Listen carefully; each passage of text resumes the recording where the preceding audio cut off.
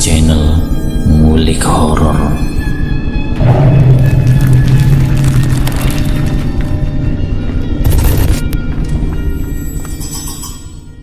Assalamualaikum warahmatullahi wabarakatuh.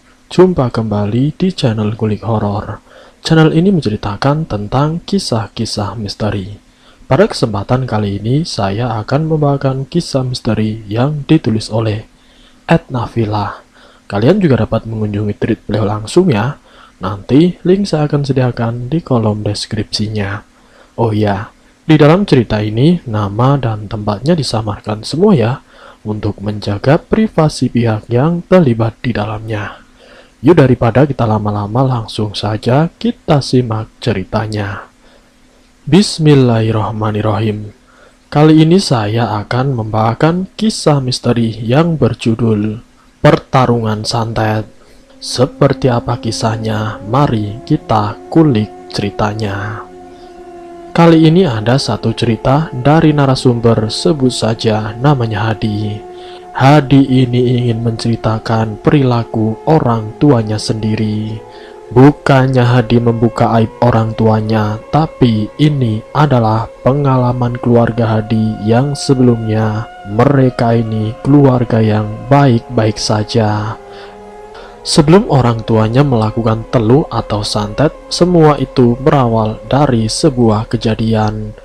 Awalnya itu Hadi mengenal sebuah keluarga yang terjalin secara baik-baik, dan itu pun tidak jauh dari tempat tinggalnya. Hadi ini mempunyai teman karib, sebut saja namanya Yanto.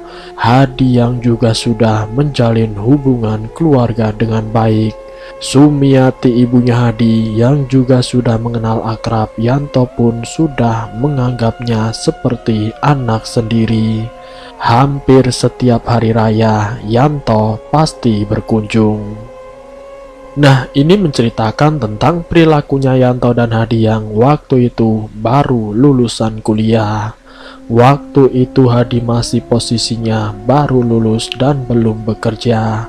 Yanto mempunyai inisiatif untuk mengajaknya bekerja sama dengan membuka usaha. Namun ternyata ada satu kendala. Yanto yang mempunyai rencana usaha tapi membutuhkan modal yang lumayan besar. Sedangkan waktu itu Yanto menginginkan suatu usaha dengan hasil yang lumayan besar, tapi ternyata modalnya tidak mendukung. Yanto harus mencari modal, yaitu lewat Hadi. Karena memang Hadi dikenal sebagai orang yang lumayan berada di kampungnya. Yanto mencoba membujuk dan menceritakan tentang bagaimana pekerjaan yang akan digeluti. Hadi yang mendengar cerita dari Yanto pun seakan-akan larut dalam angan-angan yang berlebihan, yang akhirnya Hadi pun menyetujui apa permintaan Yanto.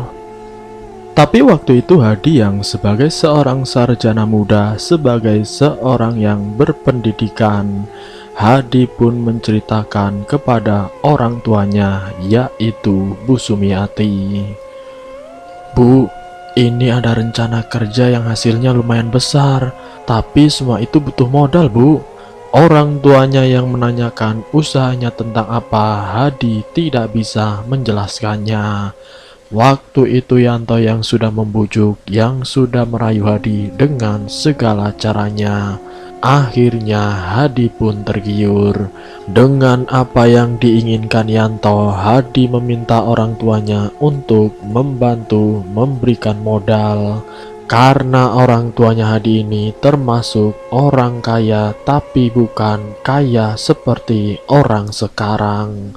Tapi kekayaannya ini mempunyai aset-aset yang berupa tanah, sawah, kebun, dan juga mobil yang ada di rumahnya. Jadi kekayaannya itu tidak berupa uang, tetapi berupa aset-aset tanah. Dari itu akhirnya Bu Sumiati menjual sawah untuk modal pertama yang diserahkan kepada Yanto. 1 bulan 2 bulan hasil yang kurang memuaskan dari modal yang nanggung. Modal yang diberikan oleh Bu Sumiati ternyata kurang banyak. Hasilnya pas-pasan dan Hadi pun menerima hasil dari modal yang dikasihkan. Lalu kemudian Yanto juga meminta modal yang lebih lagi kepada Hadi. Hadi menceritakan bagaimana lika-liku suatu pekerjaan yang membutuhkan suatu manajemen besar, yang membutuhkan satu kemampuan lebih dalam menggunakan satu usaha, suatu rencana yang paling baik di dalam center besar tanpa harus berusaha payah menjadi karyawan. Hadi pun meminta lagi kepada orang tuanya untuk memodali, dan 2 mobil pun dijual oleh Bu Sumiati. Satu mobil yang biasanya digunakan untuk mengangkut hasil panen, dan salah satunya mobil pribadi yang digunakan untuk keperluan keluarga. 2 mobil itu semuanya dijual demi anaknya, yaitu Hadi. Karena keinginan anaknya ini, Bu Sumiati rela tidak menggunakan mobil. Kemudahannya untuk memutarkan usaha yang sedang digeluti Yanto dan juga Hadi 1 tahun berjalan. Namun hasil yang diharapkan Hadi dan Bu Sumiati belum terlihat cukup. Itu pun Yanto selalu mengarahkan kepada Hadi yang katanya hasil dari usaha itu selalu diputar kembali untuk menambah modal. Dari setiap hari Hadi bertanya tentang hasil dari usaha itu.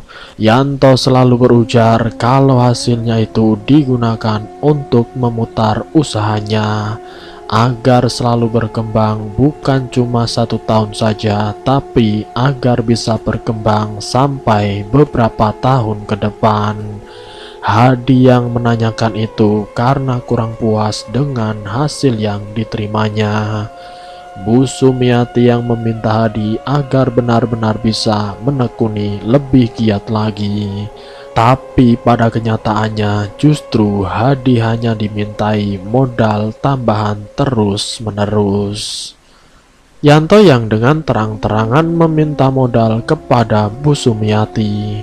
Dia meminta modal lagi agar usahanya cepat berkembang. Bu Sumiati yang tergiur dan berharap lebih tentang usaha yang dijalani Yanto. Beliau menyerahkan sebagian hartanya, tanah, kebun, dan hasil panen yang baru saja dia terima. Semuanya diserahkan kepada Yanto.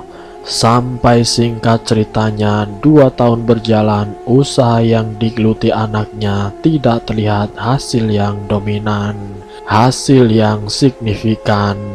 Bu Sumiati pun mulai curiga. Uang yang sudah digelontarkan untuk modal usaha itu jumlahnya bukan cuma puluhan juta, tapi sudah ratusan juta yang dikeluarkan. Namun hasilnya masih tidak jelas. Berbeda dengan Yanto, Yanto sendiri rumahnya direnovasi, mobilnya juga baru, tapi hasil yang diberikan kepada Hadi itu sangat sedikit. Keluarganya Yanto juga mampu liburan setiap minggunya. 2 tahun lamanya kamu bekerja dengan Yanto, tidak ada hasil yang memuaskan. Dari hasil yang kamu dapat, apa bisa untuk membeli 1 mobil? Ataupun saham kita yang sudah terjual bisa kembali? Ujar Bu Sumiati. Iya Bu, saya akan terus berusaha menagih dan menanyakan kepada Yanto, jawab Hadi. Kamu sendiri kan manajernya, jumlah uang yang dihasilkan seharusnya kamu tahu, kata Bu Sumiati. Hadi yang sebenarnya tahu tentang rekapan dana, namun dia menceritakan kepada ibunya kalau dirinya itu tidak tahu menahu. Setelah obrolan itu, Bu Sumiati membuktikan hasil dari pekerjaan yang digeluti anaknya. Karena melihat keadaan Yanto yang sekarang sudah serba mewah, berbeda sekali dengan Hadi. Singkat ceritanya, 1 bulan Yanto tidak ada kabarnya. 2 bulan Yanto tanpa kabar, Bu Sumiati sendiri menanyakan tentang keberadaan Yanto kepada keluarganya lewat anak buahnya. Nenek kakeknya sama sekali tidak ada jawaban yang pasti tentang keberadaan Yanto saat itu. Hanya ada jawaban katanya Yanto sedang berangkat bekerja. Katanya pulangnya nanti sekarang sedang di Kalimantan atau Pulau Jawa. Sama sekali tidak ada kejelasan. Sementara posisi Hadi sendiri semakin bingung dibuatnya. Kondisi Hadi yang tiba-tiba sakit entah sebab apa. Mungkin dirinya berpikiran sakit karena terus diputar-putarkan dengan jawaban tentang keberadaan Yanto yang tidak ada jawaban yang pasti. Sementara setiap bulan Hadi yang dijanjikan hasilnya tapi tidak kunjung dikirim juga. Yang lebih parahnya lagi, saat Hadi ini mencari informasi tentang keberadaan Yanto tanpa sepengetahuan orang tuanya. Hadi mencari sendiri keberadaan Yanto di salah satu kota. Hadi yang mendesak tentang hasil kerjasamanya dengan penuh emosi. "Kamu itu bagaimana? Mana hasil buat saya? Kamu sudah 2 tahun hanya omong kosong. Kamu sendiri mampu merenovasi rumah. Mobilnya baru lagi," ujar Hadi. Dan waktu itu Yanto menjelaskan hal-hal yang tidak masuk akal. "Pokoknya kamu tenang saja. Saya berjanji 2 bulan ke depan kamu akan mendapatkan semua apa yang sudah kamu modalkan." Yanto yang waktu itu menjanjikan kepada Hadi. Setelah dijanjikan, Hadi balik lagi ke rumah menemui ibunya tanpa menceritakan apapun tentang dirinya yang baru saja bertemu dengan Yanto. Namun semenjak saat itu kejadian-kejadian aneh mulai terlihat. Setelah Hadi bertemu dengan Yanto, keadaannya seperti orang yang depresi. Hadi seorang lulusan sarjana yang tertipu oleh keluarga dari teman akrabnya sekaligus rekan kerjanya, yang ternyata yang lebih parah lagi ingin menguasai harta Bu Sumiati. 2 bulan yang dijanjikan dengan tekanan dari Bu Sumiati dan juga Hadi. Setelah ditelusuri lebih dalam lagi, ternyata Yanto ini bermain di belakang dengan cara menggunakan perantara dukun agar Hadi serta Bu Sumiati ini tidak lagi datang menemui Yanto, agar semua harta kekayaan yang dimilikinya itu bisa dikuasai oleh keluarganya Yanto. Kini keadaan Hadi sendiri semakin hari semakin parah. Orang yang berpendidikan tiba-tiba seperti orang yang hilang akal. Bu Sumiati yang mengetahui Yanto berniat jahat dengannya dengan menggunakan media dukun. Bu Sumiati sendiri salah satu orang yang memang dikenal sebagai seorang praktisi. Beliau mengetahui perilaku Yanto yang sudah di luar batas, yang tetap bersikeras ingin memiliki harta keluarganya dan mengirim ilmu hitam kepada Hadi sehingga keadaan Hadi seperti orang depresi.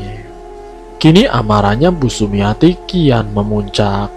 Apalagi tahu kalau anaknya itu dibohongi dan ternyata juga diserang oleh ilmu hitam berupa santet. Ini maksudnya apa? Sudah mengambil harta, mengirim santet, dasar tidak tahu diri. Bu Sumiati juga menceritakan kepada salah satu keluarganya, yaitu kakaknya Bu Sumiati sendiri. "Saya di sini kan sudah ketipu. Terus keponakan sampean itu juga disantet. Sekarang keadaannya seperti orang yang depresi, hanya di kamar saja. Saya ingin membalasnya." Tanpa pikir panjang, Bu Sumiati disuruh melakukan sesuatu. "Kalau memang kamu ingin menyerangnya, jangan gunakan cara seperti itu. Gunakanlah cara yang paling ampuh daripada cara yang lain.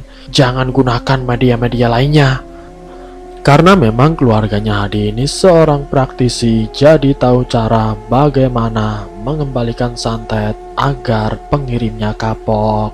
Waktu itu Bu Sumiati disuruh melakukan ritual dengan cara yang aneh, yaitu berendam di sungai setiap jam 1 malam sampai jam 4 pagi. Ritual itu dilakukan sampai kurang lebih 40 hari lamanya. Tujuannya untuk membentengi keluarganya dan juga mengembalikan pengaruh santet yang dikirim oleh Yanto.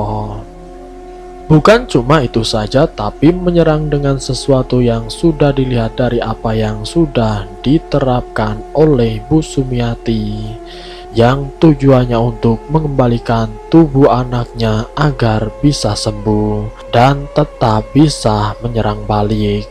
Dendam yang sudah sangat berkecamuk di dalam hati Bu Sumiati sebagai seorang ibu yang rela dirinya menjeburkan ke dalam sungai setiap malam, hampir kurang lebih 40 hari lamanya demi kesembuhan anaknya, demi membalas orang yang sudah menipunya, agar Yanto merasakan bagaimana sakit yang dialami anaknya dan merasakan bagaimana rasanya ditipu.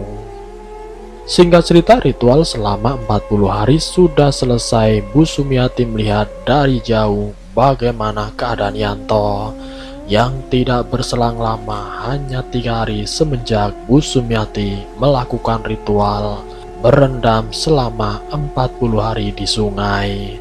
3 hari setelahnya, Yanto yang sedang keluar bersama keluarganya terdengar kabar kalau keluarganya tertabrak kereta api. Jadi semua keluarga dari Yanto, istrinya dan kedua anaknya itu meninggal di tempat, dan semua terjadi saat ritual selesai. Saat semua yang dilakukan Bu Sumiati dengan tujuan untuk menyembuhkan Hadi dan ingin mengembalikan serangan yang dilakukan oleh Yanto. Tapi di sini anehnya Yanto masih hidup walaupun tidak utuh dalam bentuk tubuhnya. Tapi keluarganya dari 2 anak dan istrinya meninggal di tempat. Yanto yang merasakan bagaimana kehilangan keluarga terdekatnya, ia tahu bagaimana rasanya hidup sebatang kara tanpa orang yang mendampingi atau merawatnya. Saat itu Bu Sumiati datang dengan beraninya, pura-pura tidak tahu apa yang menimpa keluarganya Yanto. Setelah di hadapan Yanto, dia mengatakan sesuatu yang tidak sewajarnya. Hadi yang menyaksikan orang tuanya melontarkan kata-kata yang tidak sewajarnya karena tidak terima dengan apa yang sudah dilakukan Yanto terhadapnya. Inilah akibat perbuatan kamu sendiri. Kalau kamu bermain dengan media perantara dukun, jangan harap kamu akan lepas dari serangan saya, dan kembalikan hasil yang sudah kau dapatkan dari modal yang sudah saya kasihkan kepada kamu. Namun ucapan dari Bu Sumiati tidak diindahkan sama sekali oleh Yanto. 3 hari setelah kecelakaan itu, Yanto datang ke salah satu dukun sakti yang sudah dipercayainya untuk kembali menyerang Hadi serta keluarganya. Di malam itu, tepatnya malam Jumat Kliwon, pertarungan ilmu hitam dilakukan. Dengan segala kekuatan sang dukun dikerahkan untuk menyerang Bu Sumiati. Sementara Bu Sumiati dengan kakak kandungnya yang juga seorang praktisi berusaha untuk menangkal ilmu hitam itu. Seorang Bu Sumiati rela bertaruh nyawa demi anaknya. Dia rela melakukan apapun walaupun itu harus dirinya yang menjadi korban. Hampir 1 jam lamanya pertarungan itu dilakukan sampai Bu Sumiati ini memuntahkan darah. Tapi karena keluarganya Bu Sumiati ini seorang praktisi semua keluarganya ikut membantu, membantai Yanto habis-habisan dengan serangan balik. Di lain tempat, Yanto dan sang dukun sudah sangat kewalahan. Tubuhnya sudah semakin lemah, sekujur tubuh Yanto kesakitan, seperti dihantam oleh benda yang besar. Ah, sakit! Erangan Yanto membuat sang dukun khawatir dengan keadaannya. Ayo cepat, kamu jangan lengah. Dengan bacaan mantra, pertarungan itu semakin panas, yang membuat keduanya harus mengeluarkan segala kemampuannya. Erangan kesakitan terus terdengar. Teriakan Yanto yang menyakitkan terus terucap. Sang dukun yang konsentrasinya sudah terpecah membuatnya semakin kewalahan. Tubuhnya Yanto gemetar dengan teriakan. Sakit di dadanya semakin terasa. Suara gaduh menyelimuti malam itu. Suara batu kerikil yang jatuh di atas genteng semakin terdengar. Brah, brah, sakit, sakit. Ush. Angin kencang yang tiba-tiba datang memporak-porandakan tempat ritual. Suasana malam itu sangatlah mencekam. Semuanya gaduh, berantakan dan menegangkan. Hidup dan mati seperti ditentukan di malam itu. Singkat cerita, keesokan harinya setelah semalam pertarungan itu dilakukan, Bu Sumiati mendapatkan kabar kalau Yanto meninggal dunia. Dengan tubuh yang membiru, mulut yang mengeluarkan banyak busa, mata yang melotot dan mulut menganga serta lidahnya keluar. Sampai warga sekitar yang ingin memandikan jenazah Yanto serasa jijik karena melihat keadaan Yanto yang sangat mengenaskan. Para warga tidak mencurigai kalau meninggalnya Yanto ini akibat ulahnya sendiri yang bermain dengan ilmu hitam. Dan alhamdulillah keadaan Hadi sudah kembali normal seperti sedia kala. Semua kekayaan yang dimiliki Yanto pun sudah diambil alih oleh Bu Sumiati. Karena beliau mempunyai bukti yang kuat, karena hampir semua hartanya dijadikan modal usaha oleh Yanto, yang ternyata itu hanyalah akal-akalan saja. Keluarganya Yanto sendiri datang ke kediamannya Bu Sumiati dengan memohon maaf atas segala apa yang sudah diperbuat oleh Yanto. Dan selesai. Dari cerita ini kita bisa mengambil pelajaran bahwa perjuangan seorang ibu itu benar-benar dilakukan oleh seorang ibu. Walaupun dalam cerita ini ada sedikit mengandung misteri-misteri dan juga pengaruh dendam, tapi ambil sisi baiknya, ambil sisi positifnya. Inilah seorang ibu yang siap pasang badan untuk anaknya. Dia rela menggunakan sebagian besar hartanya untuk anaknya, dan dia rela pasang badan demi menyelamatkan anaknya dari pengaruh ilmu hitam. Semoga kita bisa mengambil hikmah dan pelajarannya, dan semoga kita semua selalu dalam lindungan Allah Subhanahu wa Ta'ala. Terima kasih untuk kalian yang sudah mampir di channel kami. Jika kalian tertarik dengan video kami, silahkan tekan tombol like, share, dan komen. Tekan subscribe untuk mengikuti video-video kami yang selanjutnya. Wassalamualaikum warahmatullahi wabarakatuh.